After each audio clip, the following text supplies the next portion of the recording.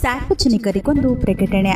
ಇತ್ತೀಚೆಗೆ ತಮಗೆ ಗೊತ್ತಿರುವ ಹಾಗೆ ಸರಕೂರು ತಾಲೂಕಿನ ಸುತ್ತಮುತ್ತ ಹುಲಿಯ ಉಪಟಳ ಹೆಚ್ಚಾಗಿದ್ದು, ಹುಲಿಯ ದಾಳಿಯಿಂದ 3 ಜನ ಮೃತಪಟ್ಟಿದ್ದು, ಮತ್ತೊಬ್ಬರು ಸಾವು ಬದುಕಿನ ಮಧ್ಯೆ ಹೋರಾಡುತ್ತಿದ್ದಾರೆ. ಆದ್ದರಿಂದ ಸಾರ್ವಜನಿಕರು ಮತ್ತು ರೈತ ಬಾಂಧವರು ಬಹಳ ಎಚ್ಚರಿಕೆಯಿಂದ ಇರುವುದು ಮುಖ್ಯವಾಗಿದೆ. ಹುಲಿಗಳು ಸಾಮಾನ್ಯವಾಗಿ ಮುಂಜಾನೆ ಮತ್ತು ಸಂಜೆಯ ವೇಳೆ ಹೊರಬರುತ್ತಿದ್ದು, ಈ ಸಮಯದಲ್ಲಿ ಸಾರ್ವಜನಿಕರು ಒಬ್ಬರೇ ಹೊರಗಡೆ ಹೋಗುವುದನ್ನು ಆದಷ್ಟು ಕಡಿಮೆ ಮಾಡಿ. ಗ್ರಾಮಗಳಲ್ಲಿ ಬಯಲು ಶೌಚಾಲಯಕ್ಕೆ ಹೋಗುವುದನ್ನು ತಪ್ಪಿಸಿ. ಯಾವಾಗಲೂ ಶಬ್ದ ಮಾಡುತ್ತಾ ಮುನ್ನಡೆಯಿರಿ. ಹುಲಿ ಕಂಡಾಗ ಭಯಭೀತರಾಗಿ ಓಡಬೇಡಿ.